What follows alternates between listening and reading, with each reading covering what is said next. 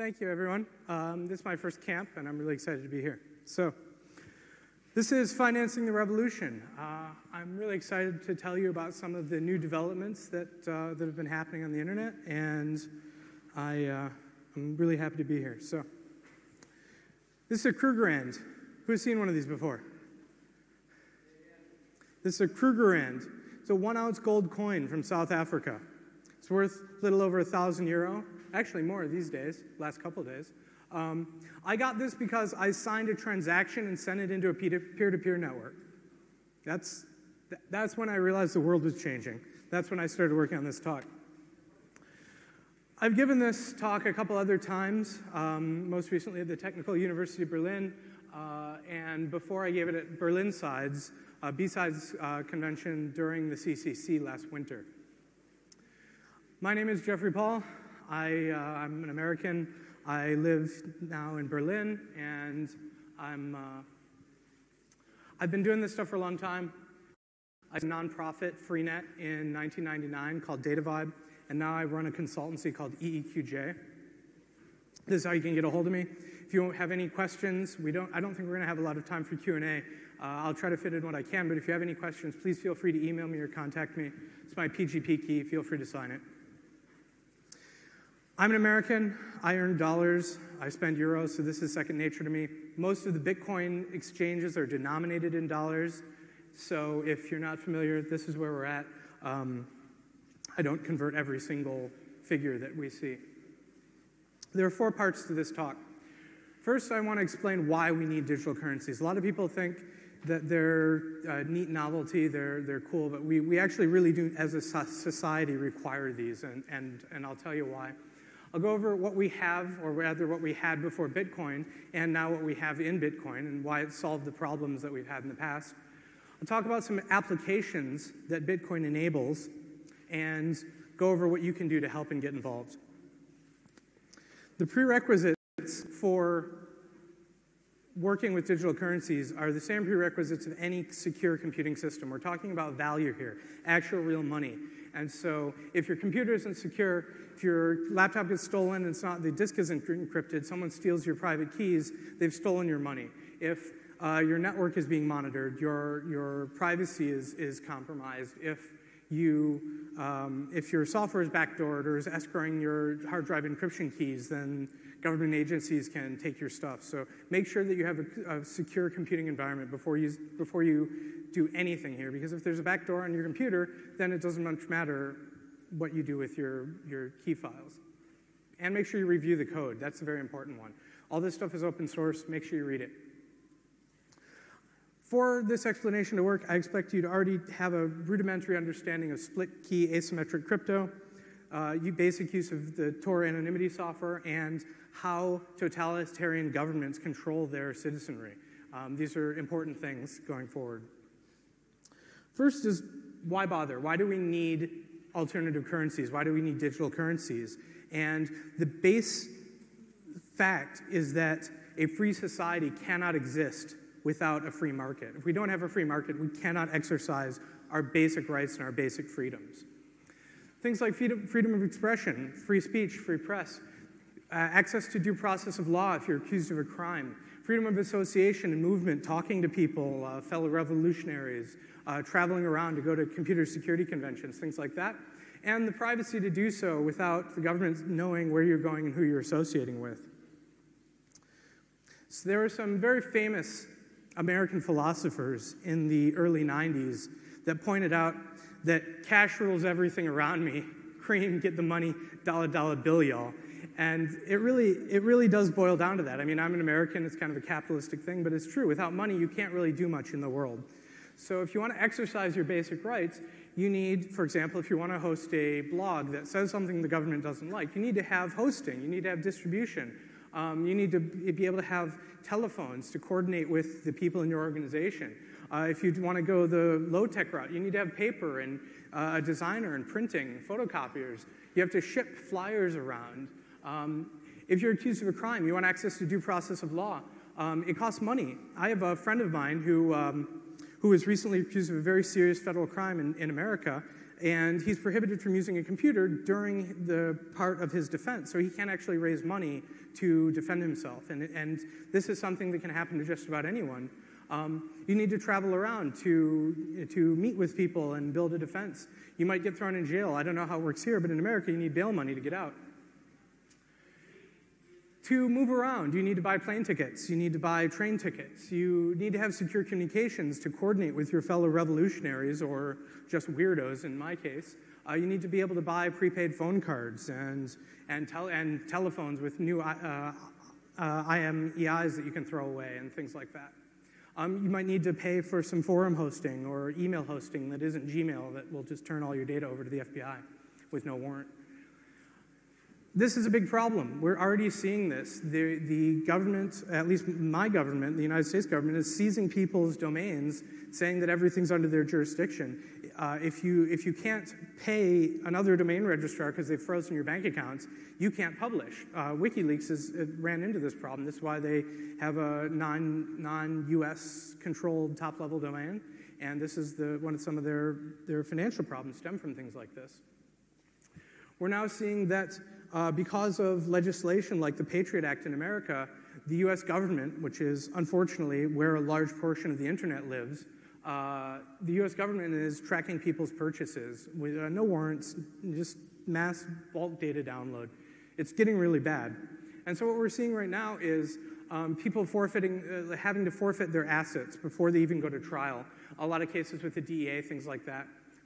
You can't hire a lawyer if they've accused you of making money illegally. They take all your money away, and now you can't hire a lawyer to defend yourself. I mean, we're supposed to be innocent until proven guilty.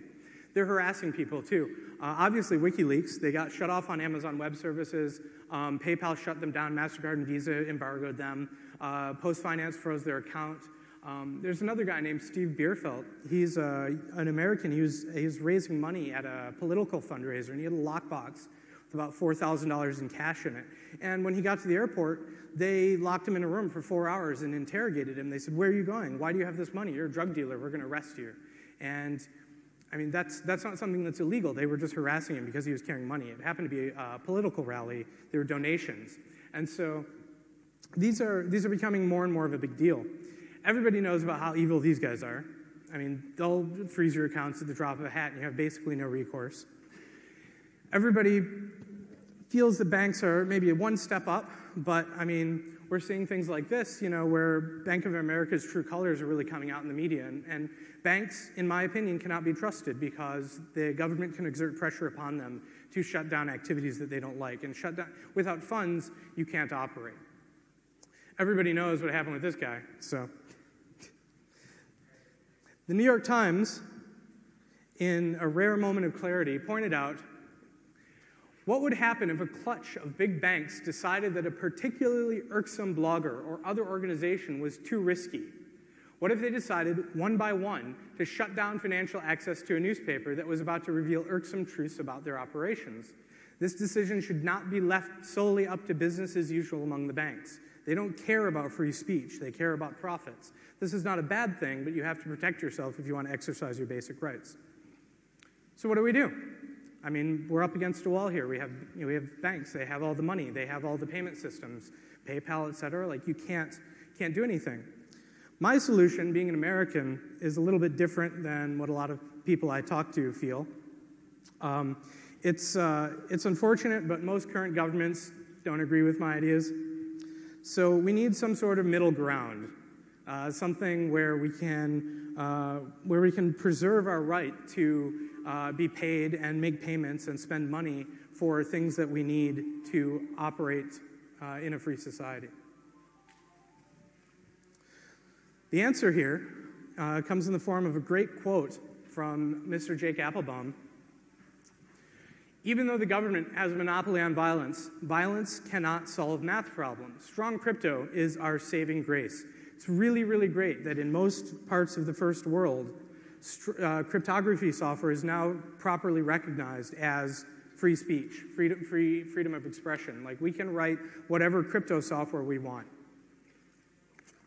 And we, for the first time in history, have the tools in place to exercise these rights without permission from the government. This is changing the world actively right now. What do we have? We have PGP. A lot of you know how to use PGP. I'm not going to go into it. It's a standard. It's not any one piece of software. A bunch of implementations. I'm seeing JavaScript ones in browsers. It's a really good tool. Off-the-record messaging, OTR. If you're not using this for your instant messages, you should be. The OpenSSL library, open source. Anybody can build strong crypto software using really well-implemented crypto primitives. Well, maybe okay implemented. It's OpenSSL. But and then we have Tor.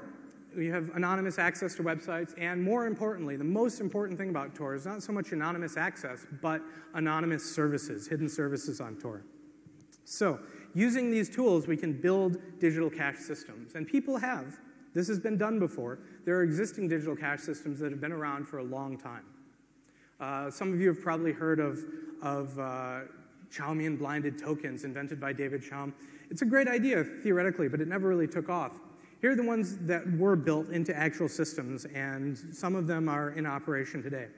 One of the simplest ones is called PKTP, the Public Key Transaction Processor. Accounts are controlled by a simple RSA or other PGP key. An account is just a PGP key ID. It's a plain text interface. It's, you can sign a transaction, say transfer this money to this key ID, and everything is kept track of on the server.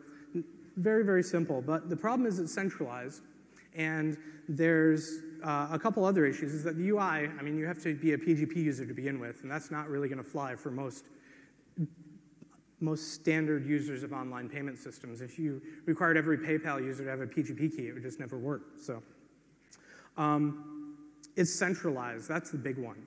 Centralized systems can be attacked, can be shut down. Tons of different ways to do that. I'll touch on a few of them. And then the big problem is because it's centralized, you have issues with bootstrapping. The way that PKTP works is that, that's the UI, by the way. The way that it works is that you have a certain amount of metal denominated in grams, and you can assign it to any other key ID in the system. And there's no registration of accounts. You just transfer it over to a key ID, and that key ID's got it. It never took off because you couldn't get metal unless you knew someone that was already using it that had metal. It's PGP, and that's the interface. I mean, it's just not going to happen. That's what the transactions look like. It's really simple. It's a great idea in theory, but it's not going to, you need the network effect here. You need people accepting it and using it before the currency actually has any value. One of the biggest ones is PEC Unix. Again, same system, centralized. They denominate in gold, grams of gold, just like PKTP. Another one that a lot of people are using is Liberty Reserve. Liberty Reserve is in the process of becoming less and less safe because I believe they're in Costa Rica, and the Costa Rican government is implementing all sorts of anti-money laundering laws, which is really just anti-anonymous transaction laws, mostly because of Liberty Reserve. It's quite popular. So what do? We need a system where we can actually buy things with anonymous digital currency. And so enter Bitcoin. Bitcoin is the best thing that we've seen so far. It's actually working. It's out there. It has a real market. It was invented by a guy by the name of Satoshi Nakamoto. Nobody's really sure if this is a pseudonym or an alias. It doesn't really have a lot of Google history. Published in, was it paper? Was it in March 2009? I don't know if it was a paper or the software, I forget. But they came out very close to the same time. It's a crypto commodity. It's not backed by anything. It is Bitcoin, and it is worth whatever people value Bitcoins at. Pseudonymous in that your accounts are tied to key IDs. And I don't know if any of you saw Dan Kaminsky's talk in the other room a couple hours ago, but he points out that it is possible to correlate certain flows of Bitcoin transactions. So it's not fully anonymous. You can't really depend on it to be, but there are some steps that you can take to protect yourself. Unfortunately, I don't have time to go into them, but it is possible to be relatively untraceable with Bitcoin, even though it's not fully anonymous. It's peer-to-peer. It's fully decentralized. There's no central single point of failure with Bitcoin. You cannot shut it down by rating 1, 10, 50, or 100 servers in 100 countries. You'd have to shut down everyone using it. It has a controlled inflation up to a certain point, and then it stops. which is a great thing in my opinion. One of the things it does is it spawns adoption of the system. It has compiled the releases out for Linux, Mac, and Windows. It's open source. You can grab it. There's a graphical interface and a command line one. It's described very thoroughly in a paper called Bitcoin.pdf on the website. It's PDF, grab it, read it. It's a quick read, and it explains pretty much beginning to end exactly the technical workings of Bitcoin. I'll touch on a few of them. This is the Windows interface to Bitcoin. This is the command line interface to Bitcoin. It uses JSON RPC, so it's very easy to script and build into other things. Now, I have to point something out to you here.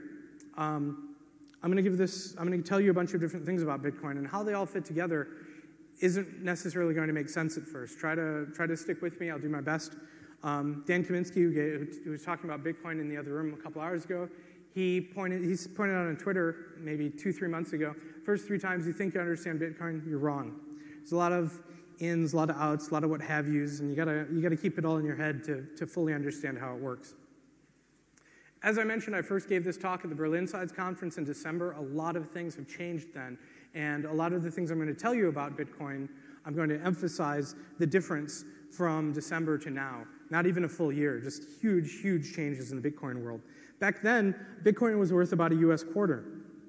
And that's not the case anymore. Now it's worth €8.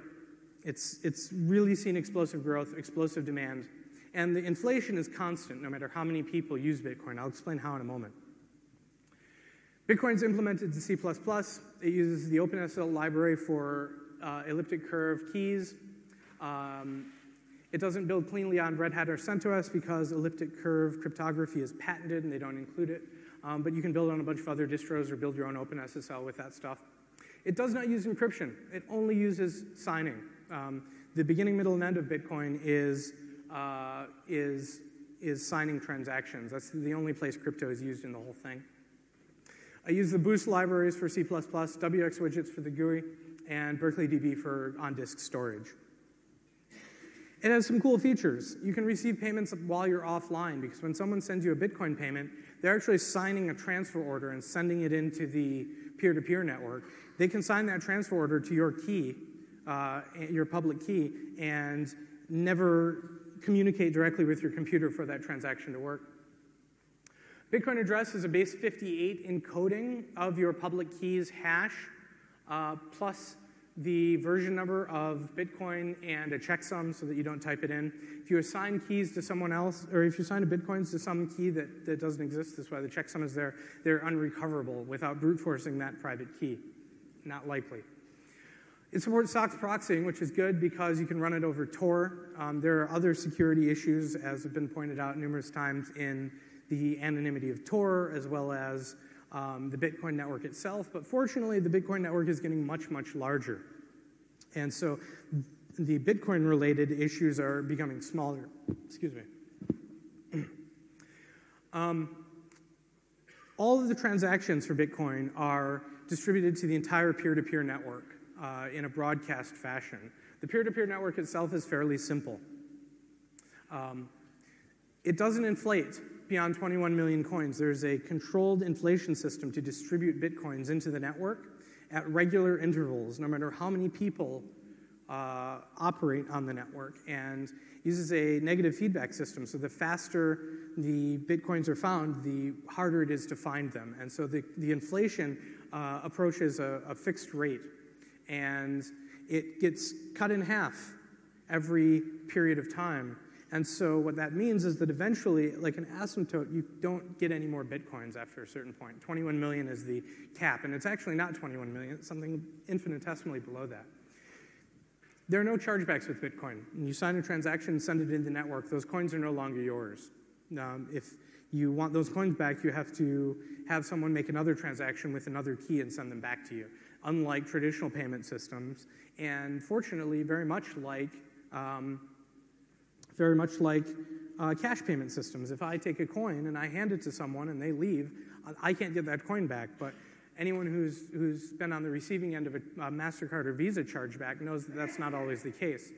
I might also add that's one of the reasons that people don't sell Bitcoins for credit cards or PayPal or things like that in general, because you could get the coins and then charge it back and get your money back too. The controlled inflation is cool because there's no central issuing authority. It happens completely based on the protocol built into the Bitcoin software code that everyone runs. The blockchain is a cryptographically assured history, a distributed timestamping mechanism for all of the Bitcoin transactions that have occurred in the past, to keep track of who owns what and to prevent double spends. And the people who contribute to the blockchain by performing cryptographic proofs of work receive the inflation coins at predictable intervals. And as I said before, every 210,000 blocks, the per block reward is cut in half. So eventually, the per block reward will reach 0.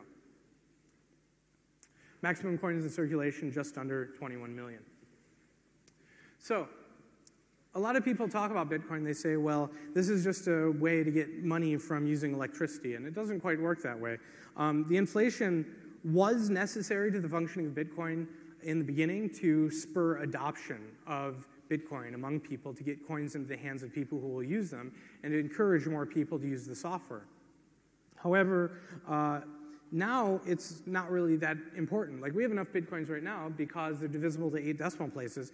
If never another Bitcoin was generated, which is extremely unlikely and basically improbable, that we would have enough Bitcoins now. We could just use bit cents or millibitcoins, or they're divisible very small. To do these proof of works, to find these hash values, I'll explain more in a moment, you need to be able to do SHA-256 very, very fast. As I explained before, the more blocks that are solved, there's a negative feedback system, so it gets harder to solve subsequent blocks the faster the blocks are solved. And so it's already beyond the range of using a general purpose CPU. Don't think that you can just download Bitcoin and hit a button and generate money. It doesn't really work like that. Your electricity will cost more. People are using GPUs and other custom-made ASICs and things like that. There have been some work in FPGAs, just things to do to millions or billions of SHA-256 tries with the lowest cost per watt. This is the inflation curve right now. This is where we're at. There are just over 7 million Bitcoins in existence. And we're not even halfway there. Like, we still have tons and tons of Bitcoins that are going to be generated in the life of the network. The blockchain is the core of Bitcoin. It contains a list of every single transaction that has ever occurred in the Bitcoin network. And they're bundled up into things called blocks. And these blocks are archived. Every single peer-to-peer node on the network, the first thing it does is it downloads the existing blockchain. Any new blocks that come out are broadcast through the peer-to-peer network, and people incorporate them. So it's always growing.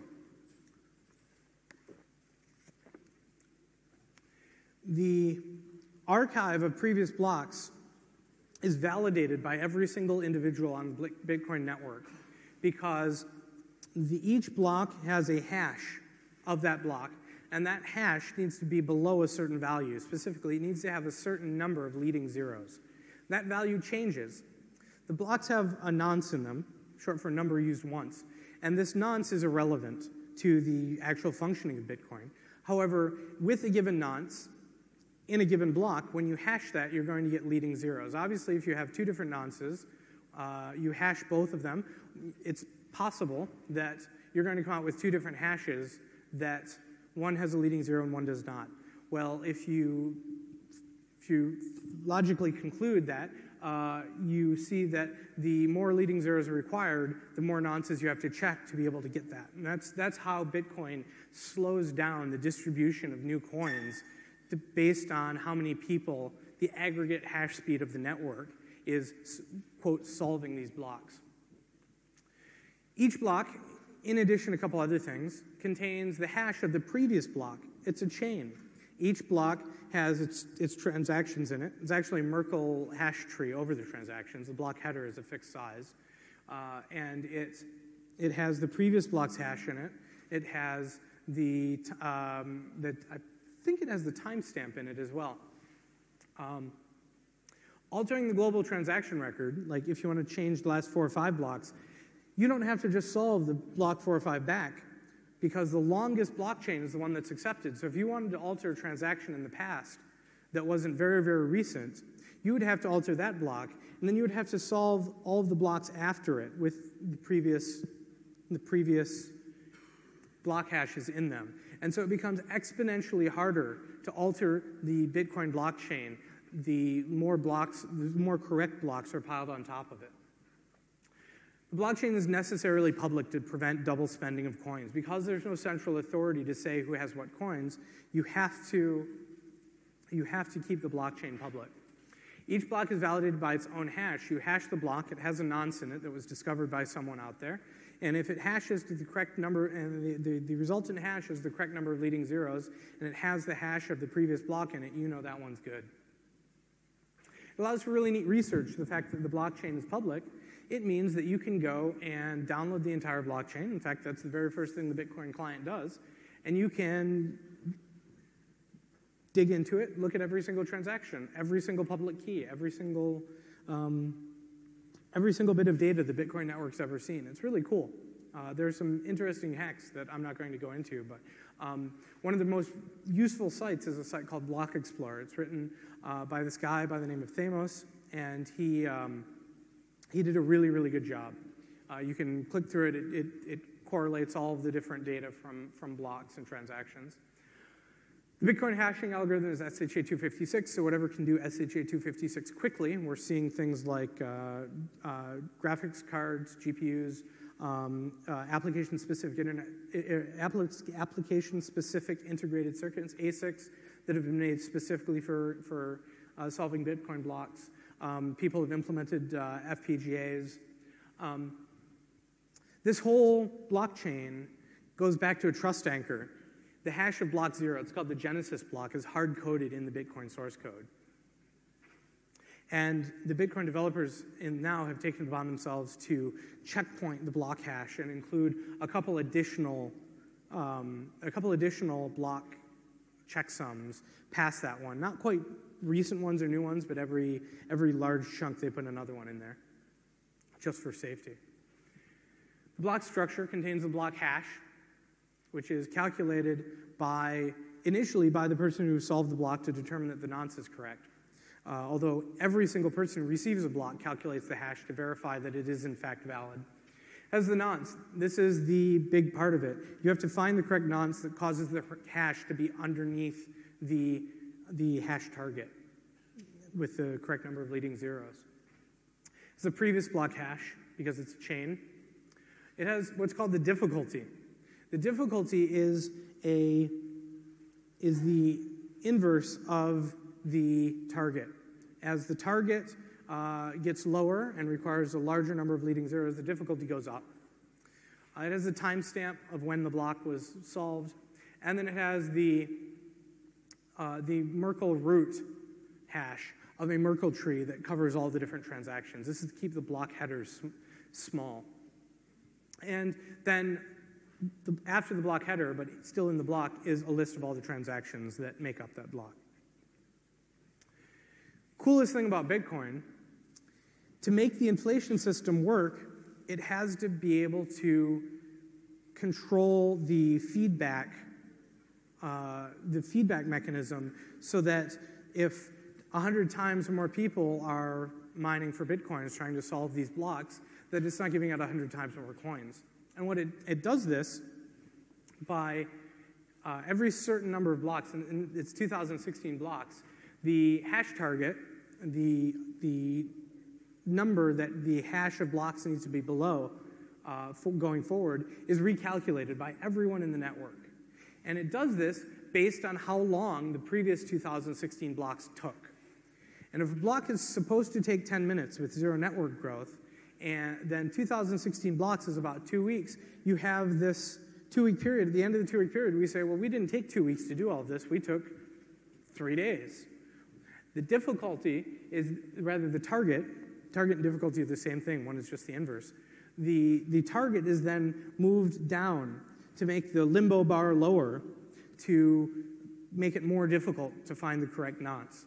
This is an idea that I first saw implemented in something called hash cache, where you're looking for partial hash collisions as a proof of work.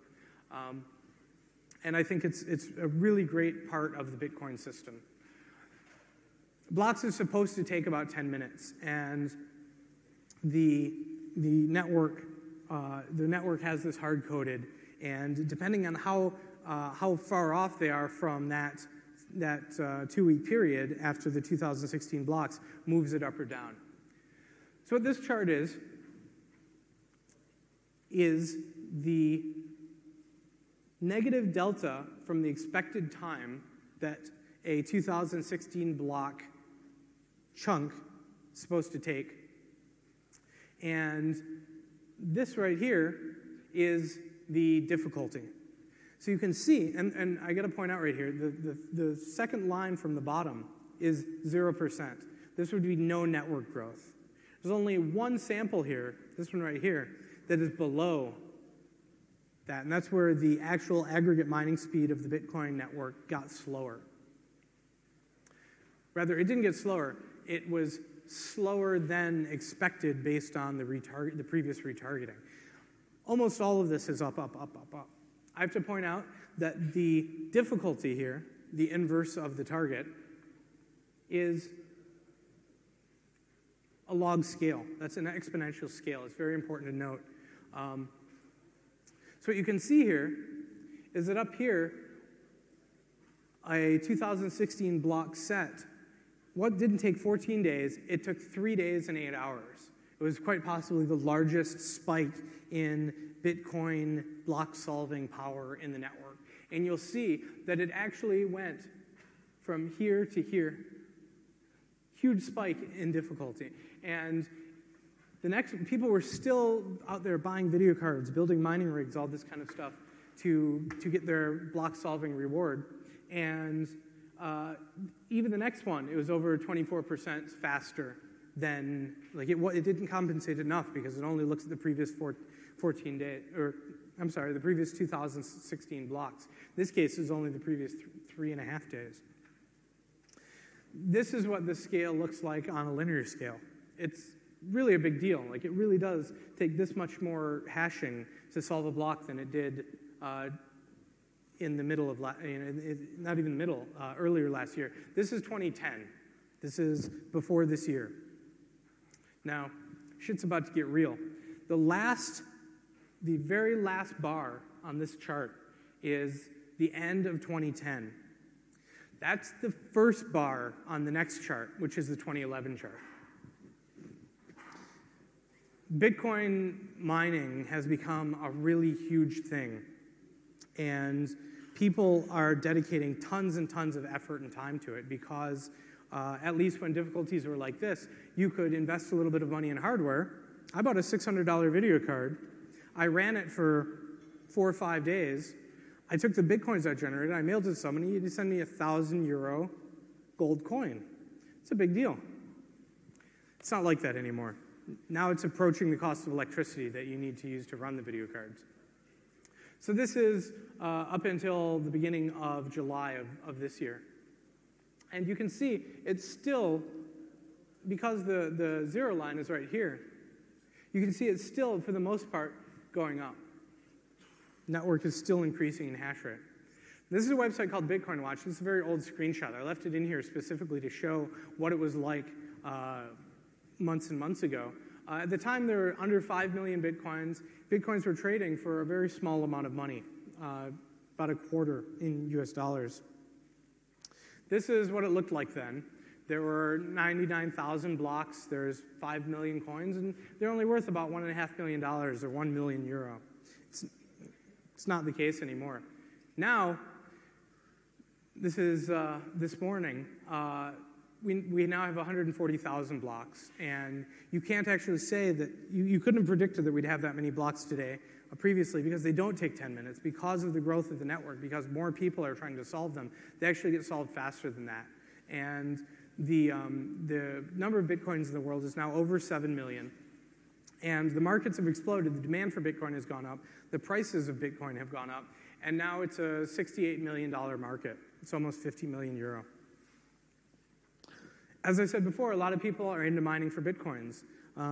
It's still mildly profitable. It takes a long time to recoup your investment now, not like it was before. Don't even bother using your CPU. It's a waste of time and electricity. There's an OpenCL-based Python miner out there. You can use it to target any OpenCL video card. The ATI ones work best. Difficulty is going to continue to go up. There are a lot of people who are into this. If you buy a video card today, it generates X number of Bitcoins per day. That's only going to go down as more people are into that. There are some people really dedicated to doing this. And not just one or two. This is a really big deal. Bitcoin has some shortcomings. It's not perfect. It just happens to solve the problems that kept all the other systems from taking off, namely that it's decentralized and that it's possible to be bootstrapped.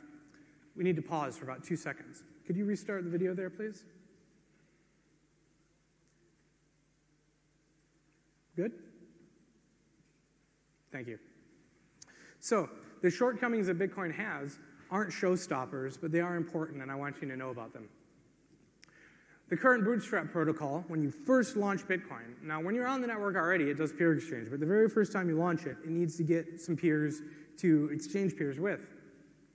It uses an IRC network. It looks just like botnet command and control. It's probably the least well thought out part of Bitcoin, but hey, it works, and it hasn't broken yet. It looks to intrusion detection systems like botnet command and control. The port number for Bitcoin is hard-coded. It's very easy to filter. However, good thing here, it doesn't always have to be. The actual Bitcoin on the wire protocol, when it does peer exchange, has a field in there for port number. So even though Bitcoin is always on one port right now, very soon that won't be the case. The peer exchange messages can specify alternate ports. So as soon as it's implemented in the client, the protocol doesn't actually have to change. And I think it might even be that existing clients will connect to the new ports. They just won't use different ports themselves for inbound ones. There's space in that protocol field for 128-bit IPv6 addresses. It is future-proof. It's good. When IPv6 is more commonplace, you can run Bitcoin on a zillion different addresses, on a zillion different ports. You're going to actually have to do deep packet inspection to see, hey, that's Bitcoin. All transactions are public forever. This is a necessary part of Bitcoin. And without it, Bitcoin wouldn't work. It's pseudonymous, as I explained before. You can do traffic pattern analysis. There are lots of tools coming out to do exactly that. However, you have some measure of plausible deniability. There are already Bitcoin services where you can send your coins in and get different coins back at random intervals to different addresses.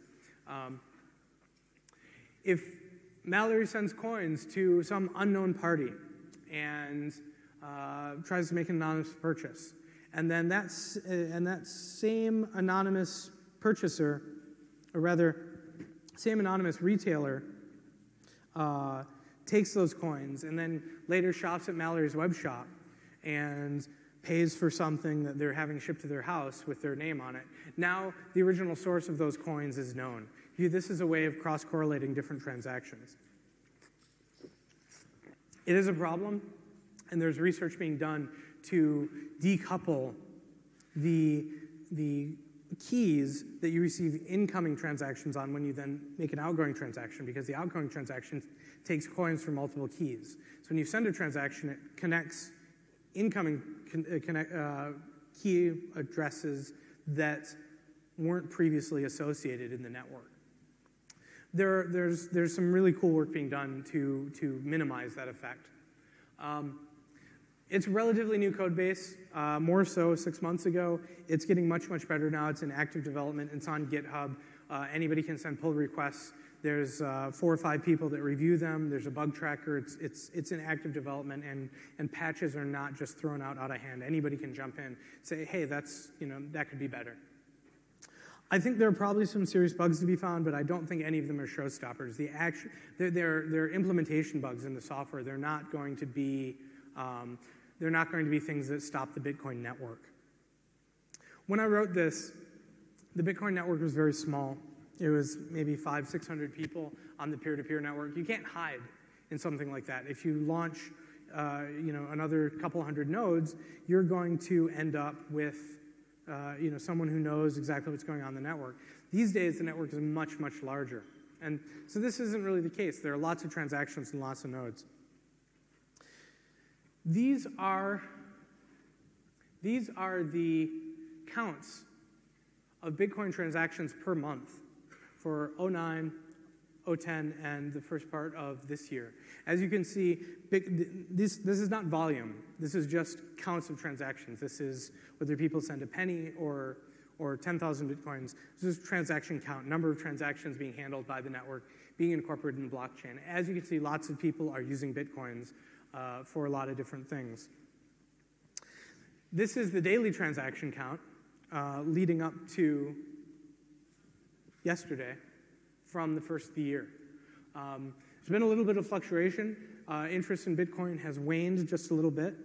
Is it possible to move the projector over just a little bit so we can get the far left numbers there? Or is that a... No? Okay. That top number is 15,000.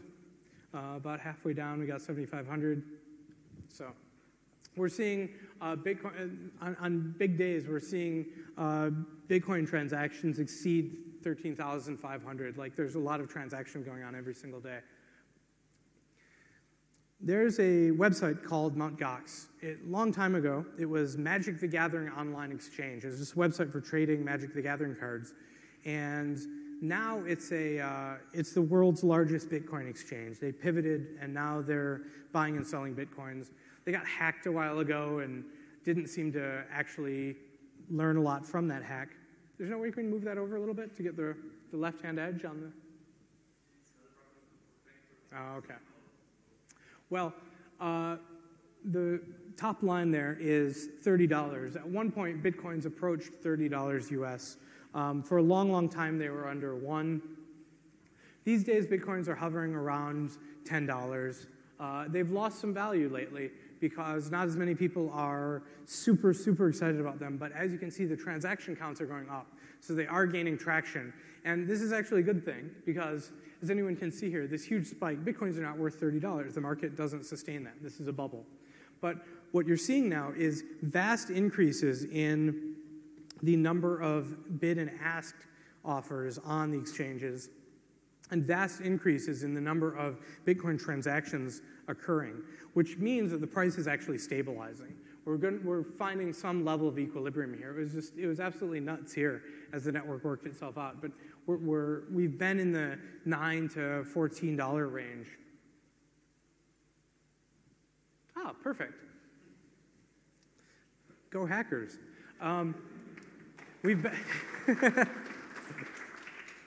been in the $9 to $14 range for over a month. Bitcoin has never been that stable, so it's a really good thing. This right here is this year's network transaction volume, not count of transactions, but the actual number of Bitcoins that have been traded on a daily basis between Bitcoin users in the peer-to-peer network in 2011.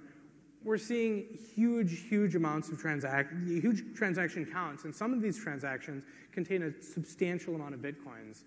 We're dealing with really big market now, and it's really astounding to me to see that it's taken off so quickly. This is the combination of the last two charts. If you look at the average daily price from the Mt. Gox exchange, which is the biggest one, and you combine that with the number of Bitcoins that are being sent, obviously it's a market. If you were to take the number of Bitcoins being sent every day and dump it on the exchange, the price would drop. But if you just do simple math and say, this is what people are feeling Bitcoins are worth right now, and this is what the Bitcoin network is pushing, then you can see that Bitcoins have had $150 million days. In one day, the Bitcoin network has moved $150 million worth of Bitcoins. This is something that no one was using at the beginning of the year. This is a big deal. And with all of this attention and with all of this money, a lot more eyeballs have been looking at the code. A lot more eyeballs have been auditing the code. There have been bugs found, but none of them have been showstoppers. And Bitcoin is here to stay. More telling, this next one is not my chart. I can't find higher res version of this, and I don't have the data to plot it myself because I haven't been sitting in the IRC channel. But the number of people on the Bitcoin peer-to-peer network has been going up steadily. When it started, it was a couple hundred. When it started, it was a couple hundred. It's settled maybe around 3,000 or 5,000 for a long time. Nowadays, it's common to see 40,000 people. That's not okay. Nowadays, it's common to see over 30,000, 40,000 people on the Bitcoin peer-to-peer network. This is some more recent data, zoomed in a little bit higher res. I'm going to try to get this historical data and make some better charts. They'll be on my website once I have it. Possible failure modes for Bitcoin. Anyone investing time, money, effort, value into something like Bitcoin is going to say, well, what can go wrong? With cash in your hand, with a gold coin sitting in your house, you know what can go wrong. You can lose it. Someone can break into your house and steal it. You could drop it in the ocean. But with Bitcoin, there's a lot more stuff going on here. So you could DDoS the P2P broadcast network. You send out a bunch of bogus messages. They would mostly be ignored. You could DDoS the actual IP addresses of the people participating in the peer-to-peer network. There's over 40,000 of them on a regular basis now. It's basically infeasible, although not impossible. You could DDoS the Bootstrap IRC server, where they first connect to get a couple nodes to connect to do peer exchange with those nodes. Only works for people who are joining Bitcoin, opening the Bitcoin client for the very first time, because the client caches the node list that it had before. So the next time you open Bitcoin, it does connect to IRC, but it doesn't have to. It's still got old nodes that it was talking to before. It keeps track of all these with a timestamp, so it knows which ones it's talked to most recently. You could raid and shut down the Bootstrap IRC server. Same thing, basically. All the existing Bitcoin participants would still work. People would get to passing around base node addresses by IP addresses, kind of like they did with Nutella 10 years ago. Once you get connect to one, you do peer exchange, you get the whole network. A malicious attacker could obtain a network hash rate majority and take over solving of the blocks, which would allow them to not include the pending transactions in those future blocks, and would allow him to double spend his own coins, but only for the duration of this attack. The moment he stopped, the network would make its own legitimate blockchain, which is longer than his, and his blockchain would be abandoned. And as the aggregate hash rate of the network grows, this becomes a harder and harder attack. Way down at the bottom of the list, if there's a major weakness discovered in elliptic curve signatures or the SHA hashing algorithm, then we have some big problems. But it's my understanding that the Bitcoin software can use other hashing systems, like it could be patched and other hashing systems could be dropped in. At the moment, this is very low priority stuff, but it wouldn't be the end of the world. The CIA said, well, we can't have this. This is going to destabilize governments. They could patch their clients to ignore the transactions of others and just solve blocks really, really fast because they have tons of computing power. It would deny service to people trying to get their blocks or their transactions included in blocks. But this only works until the attack stops, because the very next legitimate block that's solved, and by the way, their blocks would be legitimate too, just transaction-free. The very next block solved by a good actor in the system would include all those pending transactions. So it's not really like it's a temporary denial service. It requires a ton of work, and its effects stop the moment it stops. It's kind of like a website DDoS. The other thing they could do is just use the vanilla client, cooperate in the network if they have all this network power, solve a bunch of blocks, and keep their bitcoins, use those bitcoins for CIA operations, whatever they want to do. You can sell the coins at a big profit, because if you're not paying for your electricity, or like if the taxpayers are, or if you're doing some sort of botnet kind of thing, then the coins are all profit. Future Bitcoin. I thought that we would see botnets used for generation. I tried to get some people who ran botnets to play along. Didn't really happen. Couldn't find them. Apparently people who are exposed to criminal liability in 200 plus countries don't really pop their heads up and say, hi, hire me. Seemed inevitable. We've already seen it. The next slide I'll show you. There's competing systems. People have already forked Bitcoin. It doesn't do anything to the Bitcoin network itself. They set up their own blockchains, and they can have their own alternative currency, like Bitcoin 2 or IXCoin, I think is one of them. It's only as good as people who are using it. Bitcoin has the traction. Bitcoin is the one. Bitcoin is what everybody's on board with. Anybody can use this to set up their own decentralized peer-to-peer currency, but it's not going to have any benefit unless people use it. You can modify the Bitcoin software itself and have a blockchain fork. However, the coins in this alternate blockchain would be ignored by the unmodified Bitcoin clients, and your blockchain would be of limited usefulness. I think the big thing that's going to happen is that Bitcoins are going to be used as a backing value. People are going to trade them indirectly. Just like when you send a PayPal payment from user A to user B, that doesn't hit the banking networks. All that is rows in PayPal's database saying that user A doesn't have it and user B does now. And that's how I think Bitcoin's going to work. This is an article about Bitcoin mining malware that was spotted in the wild June 29th of this year. It's really a thing now. So, really quickly, I got about 10 minutes left. I'm going to go a little bit faster. Putting it all together, what can we do now that we have this? Well, the very first thing you need is Tor. Not that Tor. That Tor. You need to set up a Tor hidden service. Bitcoin, just explained, and you need the post.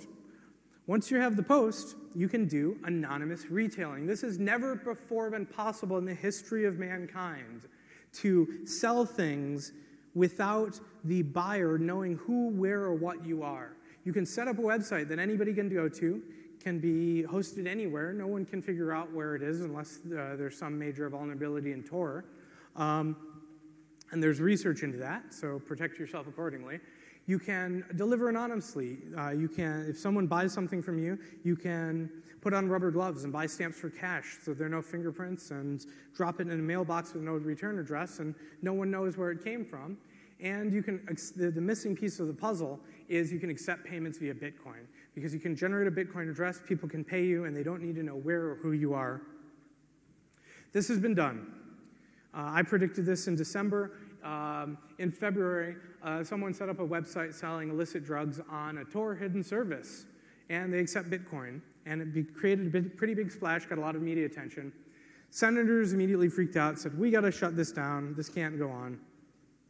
And it remains to be seen. At the moment, it's still up, it's still working, so we'll see what happens with all that.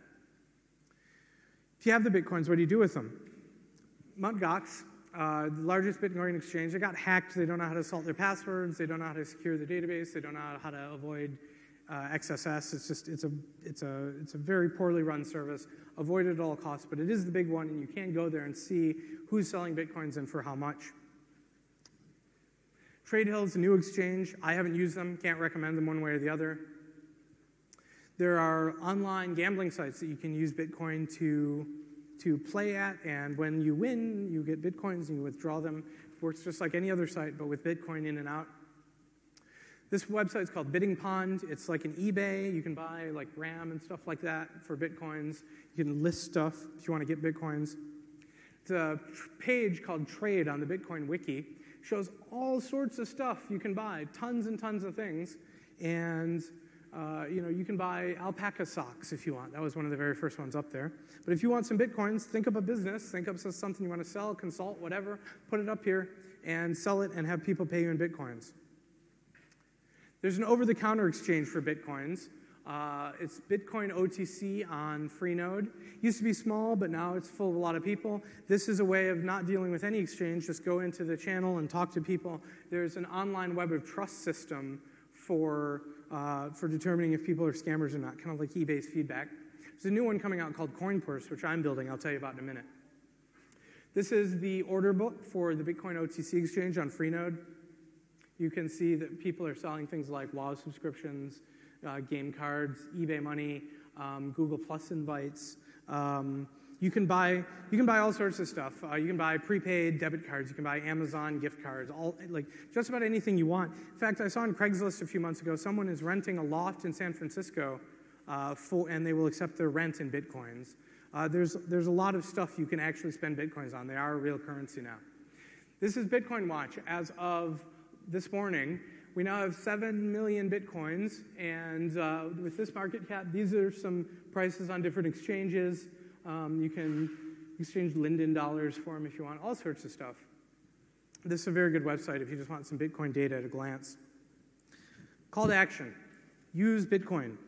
Download it, check it out, buy a couple of Bitcoins from your friends, trade them around, use them to cover small micropayments with you and your friends. It's a really cool thing. Find bugs, report them. Spread the word. Tell your friends about Bitcoin. Tell your parents about Bitcoin. Tell people who would never, ever know about something like this. Really tell them.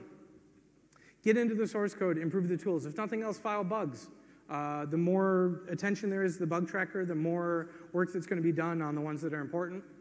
Build new apps around Bitcoin. A lot of people are doing this. Build gambling sites, build poker rooms, build shopping carts, build exchanges, build whatever you want, but build something. Do something with it that makes the Bitcoin ecosystem better. And think about all of this. Think about the possibilities.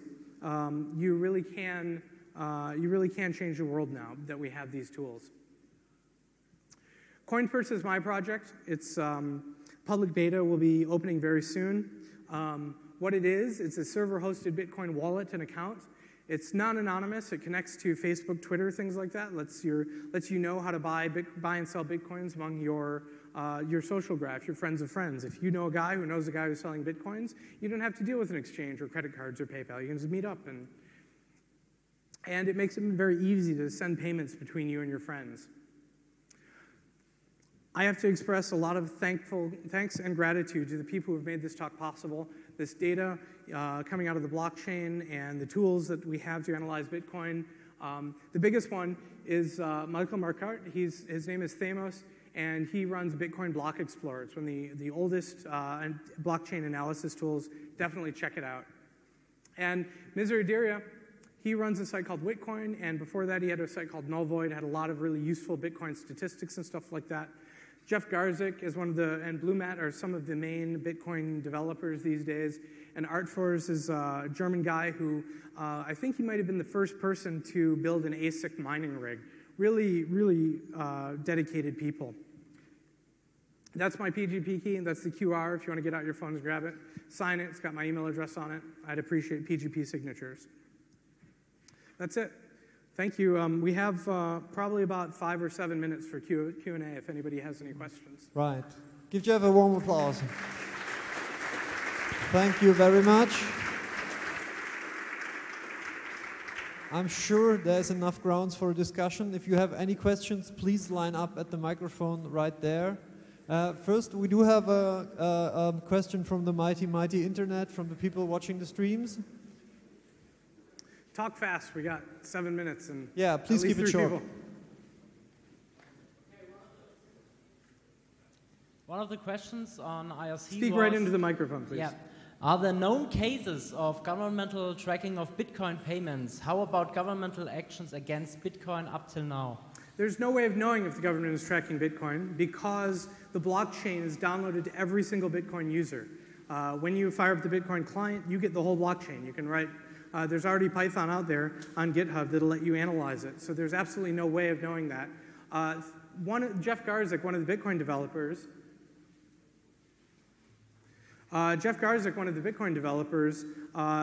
was actually invited to give a talk on Bitcoin to the CIA at Langley. They flew him out, and he gave a quick presentation, so they know about it. It's on the radar. Nobody's gone so far as to outlaw it yet, but who knows what's going to happen. The room? Okay. Have you watched the previous panel from Kaminsky? Where, I'm sorry. Have you been in the other panel where Kaminsky explained how you can map the majority or almost all transactions done via Bitcoin? You can map them to identities, is that what you said? You can map them, well, not to real identities, but if you can map exactly like this ID, perform these transactions with this set of IDs, it would give you quite a good indication. When you make a Bitcoin payment, it correlates Bitcoin source addresses together because it has to take coins from different keys. So let's say you have one coin, one coin, one coin, you want to make a payment of 3, it has to connect all of those in the transaction. And so when you make a Bitcoin payment, that's when the anonymity is compromised. But it is possible to, there are patches coming out now for the client to select which of these invisible, or rather to have a finer grained control over which of these individual keys send the payments. And we're going to see a lot of work in the future about increasing the anonymity properties of Bitcoin. As it is right now, there are already a couple of services where you can mix it up and get different coins in exchange. So. Okay, another question from the Flow Control Angel. Yeah, Sven G on IRC was asking, where are the tools to carry Bitcoins around and exchange them other than laptops with 3G connection to the internet? How do normal people use Bitcoins on the street and in the shops? CoinPurse, which is an app I'm developing, as well as there are a few other apps, can function, like they function as web apps on smartphones. They're built, for WebKit integration, and it's very easy if you're not doing the actual Bitcoin peer-to-peer on your local machine. If you trust a hosted wallet for small amounts of money, it's very easy to it's kind of like making a bank-to-bank transfer inside of your bank or making a PayPal payment. You don't need to do the PayPal processing network on your phone to do that. You just need to send a command to a service that you trust. This doesn't mean that they have to hold all of your Bitcoins, and it doesn't mean that you have to leave your Bitcoins there all the time. It's just a convenience factor. Bitcoin is still completely decentralized. You can just take your coins out and take your ball and go home. So. Another question in the room? Yeah, the market for an online market is okay, but compared to the real world, it is still a small market. Do you see, or are there any evidence that there are real market traders who try to influence that system because they have the money to buy a lot of Bitcoins and do this manipulations? That was definitely the case in the first couple years of Bitcoin. We're already seeing now, there's a website now that will show you the actual depth of the market and how much money it would take in real dollars or real Bitcoins to move the market one way or the other. And because the depth of the order books in these markets, the number of bids, the number of asks, have gone up so dramatically that whereas before you could move the price of Bitcoin by a few bucks with maybe under $20,000 US, now you're talking, at least that just to move it a fraction of a dollar. Like the markets are getting much larger. They were very unstable to begin with for exactly that reason. And as more and more people are involved in the markets, it slows down and stabilizes. And we're seeing that now. It's a very good thing for the Bitcoin economy. The second to last question is from a watcher of the streams. Yeah, the next question from IRC is a double feature, more or less. I'm sorry, can you speak into the mic, please? Yeah. Since you suppose Bitcoin is a way to finance the revolution, I see the need for strong anonymity considering money transfers. There are mixing services out there, but I'm unsure how hard they make it for law enforcement to analyze the blockchain. For law enforcement to what? To analyze the blockchain. Yeah, it's not difficult for anyone to analyze the blockchain. The difficulty lies in correlating keys to individuals. And there's always going to be a strong level of plausible deniability there. And if you use care, specifically when receiving and sending transactions, and if you use Bitcoin mixing services to ensure that you're not sending the same coins that you've received, then you can protect yourself. And I know a lot of people right now that are using Bitcoin on a fairly large scale to do things that many governments would take quite an issue with. And so far, they've been relatively safe. I don't know if this is because the protections they've been taking or just the lack of interest on the part of the government. But I think it's anonymous enough, or rather pseudonymous enough, that it's going to actually work for our purposes. It's far better than anything else we could use. Another question from a member of the audience. I don't really have a question, just more like a comment. Thanks for the interesting talk. We have set up a Bitcoin sofa in the hardware hacking tent, and we're actually selling and buying Bitcoin for $1 and euros. So if you want to take some live action tonight. I would love to do that. I would love to come. I will be selling gold and silver coins as well for Bitcoin and dollars and euros. So no, not only you, but the whole audience. And I also have some Bitcoin fan T-shirts if you want to buy some. I'd like to talk to you after. We'll figure it out. So anybody who wants to do that, come on up. We'll talk about it. We have another half of the question right there on the screen. Yeah, that's the second part of the double feature. Also, into the mic, please. Yeah. Also, what do you think about the blind digital cash scheme by David Chaum, and is there a new implementation planned by anyone? The problem with things like that is that you have to have a central server to do the reissuance of tokens. And any centralized system like that, you have two problems. You have the bootstrap problem, chicken and egg, that faces every social network or currency system or communication system. You have to have the users there first. And there's no incentive to spawn adoption. With Bitcoin, it had the inflation system to get people into it, get people working on it right away. Blinded tokens and Chaumian cash systems don't have that in general. The second thing is that they're centralized. The centralization will kill any digital cash system that reaches any level of popularity, such as we're seeing with Liberty Reserve. They will get shut down, whether it's legally, extra-legally, or in some black op when all the people just disappear. Like if you threaten the government financial systems, they will stop you one way or another. The final question is from a member of the audience. Yeah, hi. This is not a technical question, Certainly. but I mean, I don't know much about money markets, but you mentioned that the supply of bitcoins is limited. So my question is, once the supply starts to run out, won't the system go into deflation because it might become more profitable to hoard bitcoins? I mean, have you thought about these kinds of, more... Absolutely.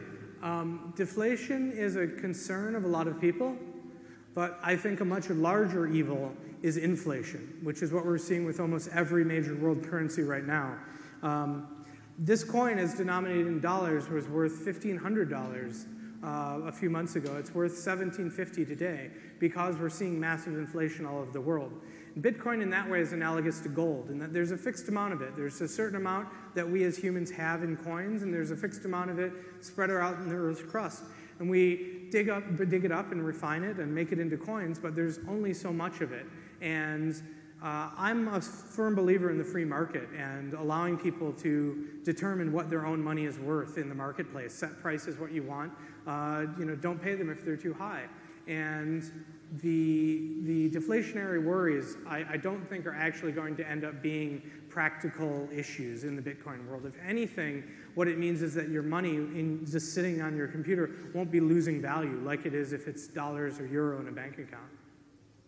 Okay, thanks. Unfortunately, that's all the time we got. Thank again our speaker, Jeffrey. Thank you, everyone.